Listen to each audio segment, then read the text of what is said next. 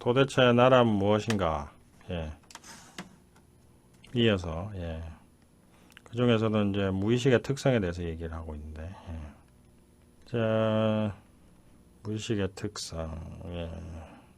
그 중에서도 이제 저번에 이제 개인을 초월하여 상호 연결된다. 인간의 모든 무의식은 상호 연결되어 있다. 여기에 대해서 설명을 좀 드렸었는데, 오늘 뭐 그 내용을 좀 더 이어서 설명하도록 하겠습니다. 이런 이제 그 무의식의 연결성에 대해서 이제 고민을 많이 하고 나름대로 답을 제시한 사람이 있는데, 그 사람이 이제 칼 융이죠. 그리고 오늘 할 내용은 저희 책 EFTO 술술 풀린 내 인생 57쪽에 나옵니다. 칼 융은 뭐 그 누구보다도 언어로 설명이 불가능한 경험 속에 산 사람이었습니다. 융은 합리적으로 설명이 불가능한 다양한 현상들을 환자를 통해서 체험하고 정상과학으로 해명할 수 없는 이런 현상들을 인생을 다 바쳐서 진지하게 이제 고민을 했습니다. 그러다가 이제 1952년 80 가까운 나이에 동시성, 비인과적인 연결 원리라는 논문을 내놓습니다. 융은 이 논문에서 동시성, 싱크로니스티라고 하는데요. 이걸 동시성이라고 맨 처음 누가 번역해가지고 이렇게 썼는데, 이거 일치성이라고 뭐 싱크로니스티, 일치성이라고 뭐 번역하는 게 더 낫지 않나 하는 생각도 듭니다. 동시성이라는 개념을 새롭게 제시하여서 인간의 무의식 세계에서는 인과율의 법칙을 넘어서는 또 다른 법칙이 존재할 수 있음을 설명했습니다. 그럼 구체적으로 동시성의 의미는 무엇일까요? 무의식적 현상을 해명하는 동시성을 한마디로 설명할 수는 없지만 일단 다음과 같이 이제 정의할 수가 있겠습니다. 한 개인의 주관적 경험과 외부 사건 사이에 의미의 연결성이 발생하는 것으로 단순히 두 사건이 동시에 발생하는 것은 아니다. 그러니까 결국 요약하면 내 마음속에 그 경험과 외부 사건 사이에 뭔가 연결성이 발생하는 게 이제 동시성이다. 이렇게 볼 수 있겠죠. 동시성 현상은 더 구체적으로 다음과 같은 몇 가지 유형으로 구분할 수가 있습니다. 첫째, 관찰자의 의식 상태와 외부의 사건이 의미적으로 연결되는 것으로서 앞에서 말한 황금 풍뎅이 사건이 바로 이겁니다. 둘째, 관찰자의 의식 상태와 관찰자가 지각할 수 없는 외부의 사건이 일치하는 경우입니다. 육안으로는 볼 수 없는 먼 곳에 사물을 보는 원격 투시가 이에 해당합니다. 원격 투시, 이 원격 투시 실험도 사실 소련이나 미국에서 한때 많이 했었습니다. 냉전 시대. 이걸 활용해서 이제 주목적은 이제 적국의 정보를 이런 초능력을 활용해서 한번 활용해 보자는 건데 상당히 많은 부분이 검증이 된 부분들이 있습니다. 그래서 두 번째는 원격 투시, 텔레파시, 이런 거라고 볼 수가 있겠죠. 원격 투시를 영어로 클레어보이언스라고 합니다. 클레어보이언스, 이런 거에 해당하면 됩니다. 셋째, 관찰자의 의식 상태와 앞으로 일어날 미래의 사건이 연결되거나 일치하는 경우입니다. 이런 경우에 관찰자의 무의식의 정보를 파악하는 방법으로 종종 이용하는 것이 꿈, 카드점, 주역점 등입니다. 점술이란 무의식의 정보를 매개하는 기술로 특히 주역에 관해서 칼 융은 많은 연구와 체험을 쌓은 후에 주역은 무의식의 나와 대화하는 좋은 방법이라고 이제 극찬을 했습니다. 이와 관련한 융의 임상 사례가 있습니다. 한 등산가가 융을 찾아와서 산 정상에서 발을 헛디뎌 떨어지는 꿈을 꾸었다고 말하자 꿈이 경고임을 감지한 융이 등산을 자제하라고 말했습니다. 하지만 꿈의 경고도 융의 말도 믿지 않은 등산가는 결국 산에서 떨어지게 되었습니다. 이건 이제 예지몽이라고 하는데, 저 상담하다 보면 예지몽 얘기 종종 듣는데, 제일 많은 예지몽이 이제 보통 보면 여자분들이 남편이 바람난 걸 꿈에서 보는 거예요. 이런 예지몽이 상당히 많죠. 해보면.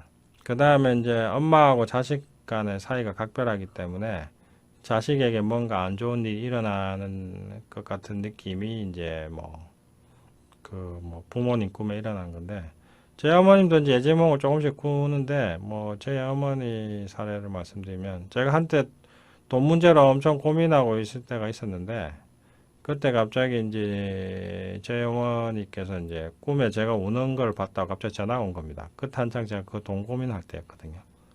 그런 식으로 제 어머니가 저한테 뭐 종종 꿈에 네가 뭐 하더라 이러면서 이제 그 예지몽 꾸시고 이제 뭐 이렇게 하는 경우가 있는데, 뭐 그런 것들이 종종 있죠. 상담하다 보면. 그 다음에 네 번째, 집단 무의식 현상으로 인종, 국가, 지역, 종교, 시간을 막론하고 모든 인류의 신화에서 의미 체계와 상징의 공통성과 보편성을 많이 관찰하게 되는데, 이런 것들을 이제 집단 무의식이라고 합니다.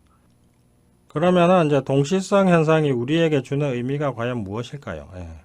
동시성은 마술사의 마법처럼 그저 신비한 눈요깃거리로 치부할 여담에 불과한 것일까요? 그렇지 않다면 이것이 인간에게 주는 의미는 과연 무엇일까요? 배가 침몰할 운명에 처했을 때 지가 먼저 알고 배에서 내린다는 말을 들어본 적이 있으십니까? 지는 어떻게 먼저 알고 내리는 것이며 만물의 영장이라는 사람은 왜 이리 미리 알지 못하는 것일까요? 몇 해 전에 동남아를 강타한 엄청난 쓰나미를 보면서 저는 흥미로운 사실을 한 가지 발견했습니다. 사람과 가축의 시체는 그렇게 많이 발견되는데 신기하게도 야생동물은 다 피신해서 시체가 거의 보이지 않았다는 점입니다. 자, 이런 식으로 야생동물은 뭐 직관적으로 도망을 많이 갔더라고요. 실제로 그때. 이게 뉴스가 되기도 했는데. 이것과 관련해서 뭐 또 생각나는 게 있는데, 안 좋은 일이 생길 때는 보통 그 어떤 느낌들이 있습니다. 이게 이제 동시성과 관련해서 이제 이걸 어떻게 보면 직감, 직관 이런 거라고 하는 건데, 여기 말 나온 게 좀 설명을 드리자면은, 전에 이제 성폭행 당할 뻔했던 이제 여자분 상담한 적이 있는데 제가 그분한테 물었어요. 혹시 그때 이제 집으로 돌아가는 길 골목길에서 이제 당할 뻔했는데 그때 제가 그분한테 물었던 게 혹시 돌아가는 길에 뭐 느낌 뭐 이상한 느낌 같은 거 없었냐? 그러니까 가는 발걸음이 그렇게 무겁고 그렇게 가기 싫더라 이거죠. 그래서 제가 그때 얘기했죠. 그게 바로 직관이다. 당신이 이제 안 좋은 일 일어날 수 있다고 피하라고 직감을 무의식이 좀 알려준 건데 그걸 잘 몰라서 이제 뭐 모르고 그냥 지나쳤네요. 뭐 이렇게 얘기한 적이 있습니다. 그 다음에 뭐 제가 아는 제 동생이 한때 이제 광양제철소에서 이제 근무한 적이 있는데 그때 뭐 근무했던 이제 광양제철소 뭐 하청업체였나 뭐 그랬는데 거기서 근무했는데 이제 그때 그 사장님이 갑자기 한밤중에 야근하고 있는데 잠옷바람으로 차 끌고 이제 갑자기 공장에 뛰쳐나온 겁니다. 그래가지고 직원들이 사장님 뭐 형 한밤중에 왜 잠옷바람 오셨냐고 그러니까 갑자기 자다가 느낌이 너무 안 좋아서 공장에 무슨 일 있나 싶어서 나왔다고 이러면서 쭉 돌아보는데 공장 한쪽에 불이 나고 있었습니다. 그래서 마침 불을 껐습니다. 뭐 이런 것들이 이제 바로 동시성의 원리에 해당되는 거죠. 뭐 이런 사례는 엄청 많습니다. 저는 이걸 잘 활용합니다. 제가 이제 뭐 경험했던, 저 같은 경우는 운전하다가 느낌이 좀 안 좋으면은 일단 특히 고속도로나 이럴 때 속도를 상당히 줄이면서 조심조심해서 가요. 그러면 저 앞에 이제 사고가 나 있다든지 이런 경우가 있거든요. 이런 것도 바로 이제 동시성의 원리를 이제 활용하는 거죠. 그리고 뭐 또 이걸 무시했다가 대가를 치르는 경우도 종종 있죠. 전에 이제 저희 부모님이 시골에 낙향하셔서 시골에서 이제 농사 소소하게 짓고 계시는데 저희 부모님 사시는 동네로 이제 들어가는 길이 이제 있는데 뭐 신호 받아서 들어가고 나오는 길이 있는데 시골길이니까 아무래도 신호를 잘 안 지키잖아요. 차도 별로 없고 이러니까. 뭐 보통은 잘 지키는데 그날따라 신호 뭐 차도 별로 없는데 뭐 계속 지킬 필요가 있나 이러면서 느낌이 안 좋은데도 신호를 위반하고 이제 좌회전인가 했어요. 좌회전 딱 했는데 바로 돌아서 딱 나오니까 경찰이 딱 지키고 있는 겁니다. 그러면서 이제 그거 보는 순간 어쩐지 느낌이 안 좋더라. 바로 이런 겁니다.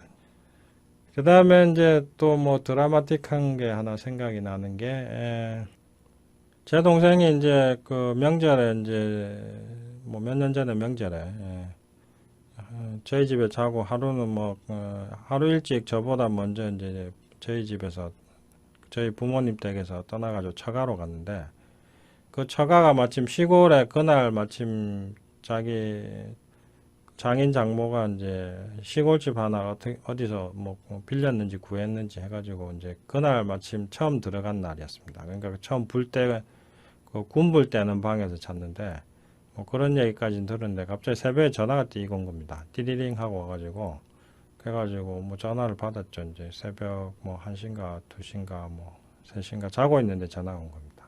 그래가지고 뭐 무슨 일이냐 뭐 그랬더니 뭐 갑자기 뭐 정신을 차릴 수가 없고 뭐 자기 뭐 집에 재수시죠 저한테는 뭐 집사람은 뭐 쓰러져 있습니다 뭐 이런 식으로 뭐 머리가 아파 죽겠습니다 이러는 겁니다. 그래서 얘기 들어보니까 이게 불 안 떼던 방에 불 떼가지고 그 연기가 이제 그 방바닥으로 이제 새 나온 것 같더라고요. 그래가지고 아 이게 가스 중독인 것 같아가지고 빨리 119 불러서 병원으로 가라고 얘기를 했죠. 그래가지고 일단 그렇게 하고 뭐 누웠는데 근데 느낌이 안 좋은 느낌이 별로 없는 겁니다.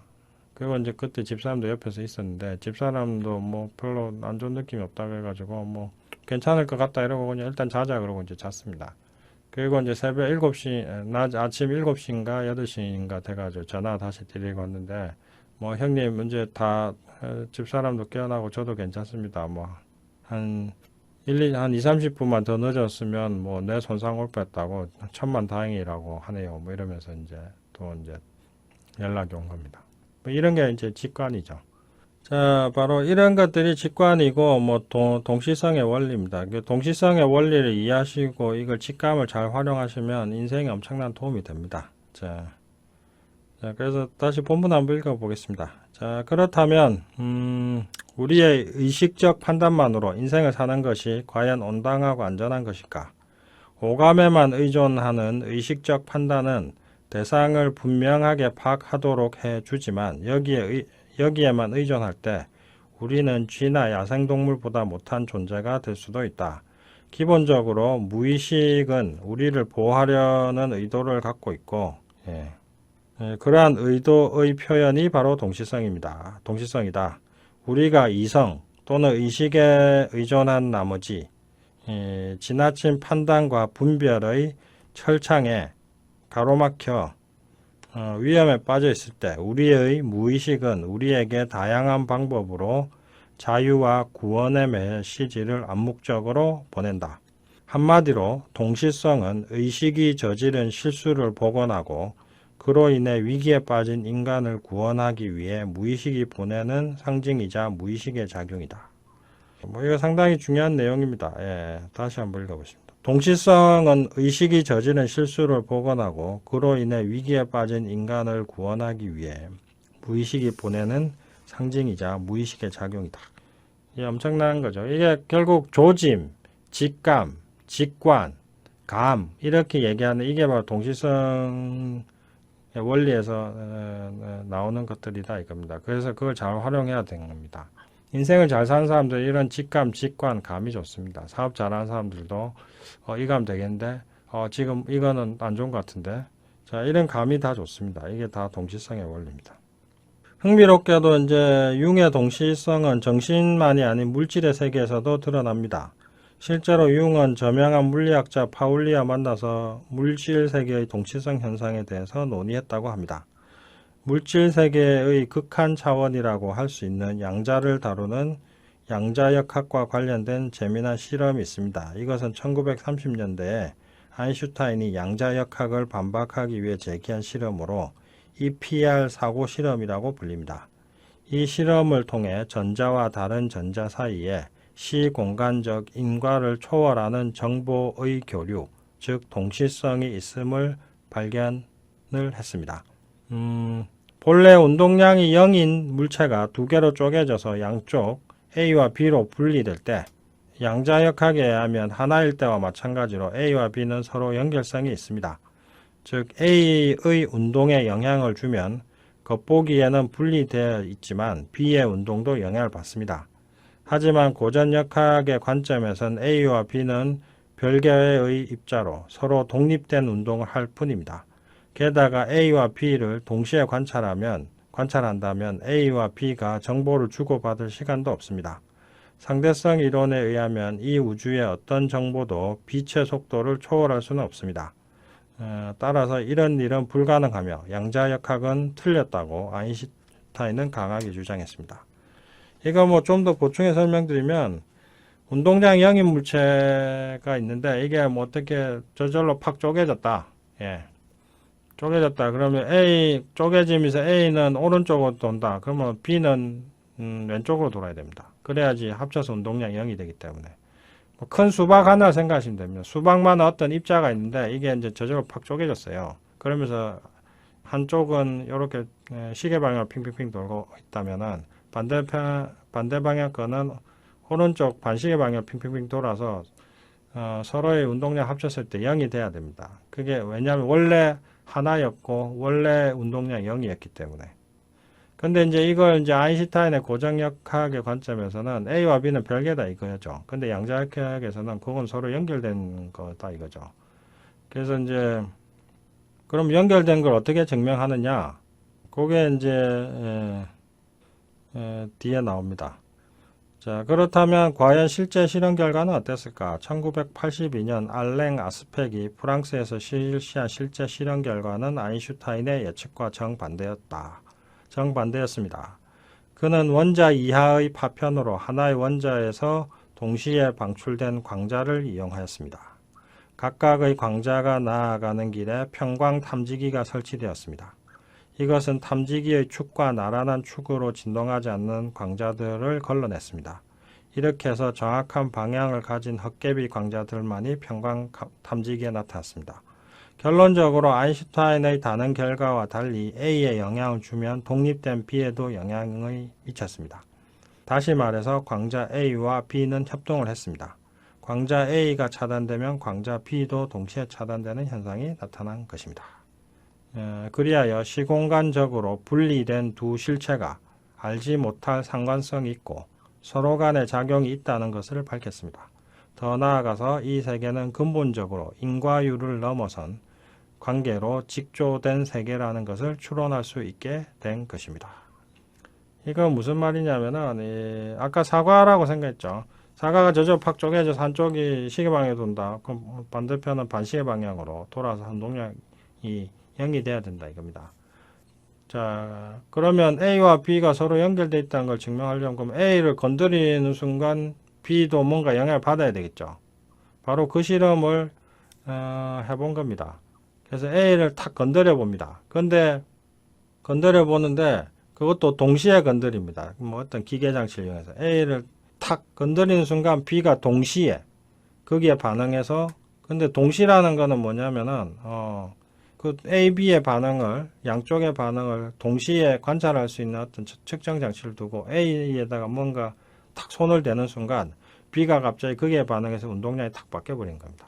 신기하죠? A와 B는 분명히 지금 처음에는 같이 붙어 있었다 하더라도 지금은 별개의 입자인데 A를 탁 건드린 순간 B가 동시에 갑자기 팍 운동 방향이 바뀌더라 이거죠. 운동량이. 그래서 원래 0의 상태를 유지하더라 이거죠. 그게 이제 알랭 아스펙이라는 사람이 실험을 통해 증명했다 이겁니다. 그러면서 이제 그 아인슈타인의 이제 그 주장이 이제 깨진 건데 참 신기하죠.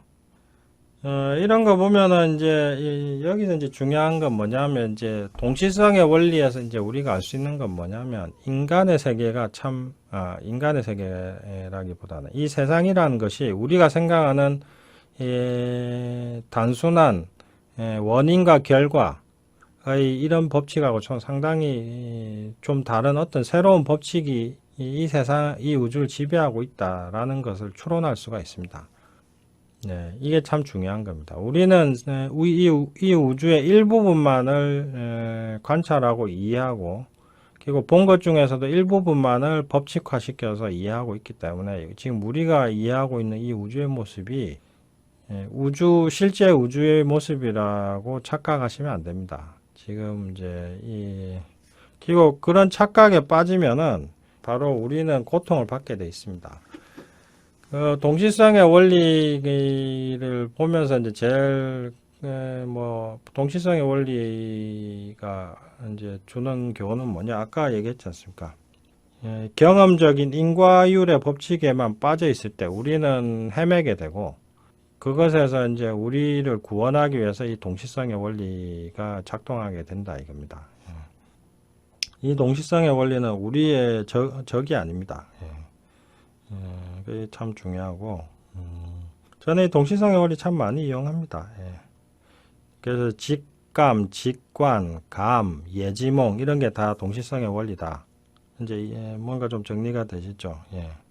그리고 이제 우리는 뭐 마음과 물질은 분리돼 있고 나와 남은 분리돼 있다 이런 식으로 생각하잖아요. 마음과 물질은 별개이고 나와 남도 별개다. 그런데 결국 이런 동시성의 원리는 그런 별개라는 우리의 생각이 착각이라는 거, 그게 진실이 아니라는 걸 이제 보여주는 거죠. 이게 이제 또 동시성의 원리의 상당히 중요한 의미죠. 또 동시성의 원리, EFT 하다 보면 이제 동시성의 원리와 관련되어 있는 게 이제 대리 EFT라고 하는 게 있는데, 내가 아닌 남을 대신해서 이제 나에게 EFT인데 그 사람이 좋아지는 경우도 종종 많이 있습니다.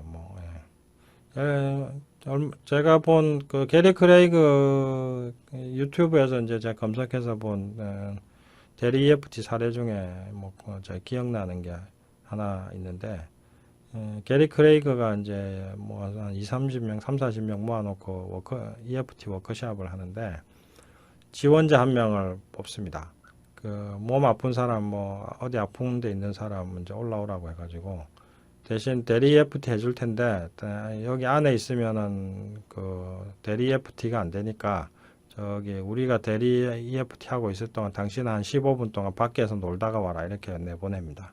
그 15분 동안 이제 게리 크레이그가 이제 주도해가지고 그 사람을 위해서 EFT 쭉 합니다. 나는 발목이 아프지만 나는 나를 이해하고 받아들입니다. 그 이유가 무엇인지 정확하게 알 수는 없지만 나는 나를 이해하고 받아들입니다. 아마도 내 인생에 해결하지 못한 문제들이 있어서 그런지 알 수 없지만 나는 나를 이해하고 받아들입니다. 이런 식으로 이제 이 게리 크레이그가 쭉 말하고 그럼 다른 사람도 쭉 따라하고 이러면서 EFT 쭉 합니다. 그 15분 뒤에 돌아옵니다. 그리고 발목이 어떠냐 물어봅니다. 그러니까 이 사람이 이제 한쪽 발로 깨금 발 딛는다고 하나요? 한쪽 발로 이제 쭉 디뎌 보는데 디디고 나서 이제 멀쩡한 겁니다. 그러니까 이 사람이 놀라가지고 damn good, pretty damn good. 정말 기가 막히네요. 이런 식으로 얘기 쭉 한 거죠. 그리고 이 사람이 그때 제가 동영상 보니까 나이가 한 50 정도 된 것 같은데 자기 어른 되고 나서는 이게 계속 아팠다 이겁니다. 그리고 이렇게 한쪽 발로 이제 아픈 발로 디뎌 본 적도 없는데 오늘 처음 이거 해본다 이거죠. 그리고 15분 만에 대리 EFT 해줘가지고 이제 그렇게 팍 좋아진 거죠. 이것도 이제 의식의 연결성. 그래서 이 의식의 연결성, 마음과 물질이 분리되어 있다는 생각들을 깨야 되고요. 마음과 물질이 연결되어 있고 모든 생명과 우리 모든 인간의 마음이 연결되어 있다. 이렇게 보시는 게 이제 바로 이제 동시성의 원리를 이해하는 어떤 방법이고요. 동시성의 원리는 그런 것들 원리 때문에 이제 나타난다고 보시면 되고, 그리고 우리는 이제 그리고 동시성의 원리는 우리 모두가 연결되어 있고 마음과 물질이 분리되어 있지 않고, 그리고 우리가 그 속에서 분리되어 있다는 생각에 빠져서 헤매고 있을 때 그런 우리를 구원하게 주기 위해서 동시성의 원리가 잘 작동한다. 이렇게 정리할 수가 있겠습니다.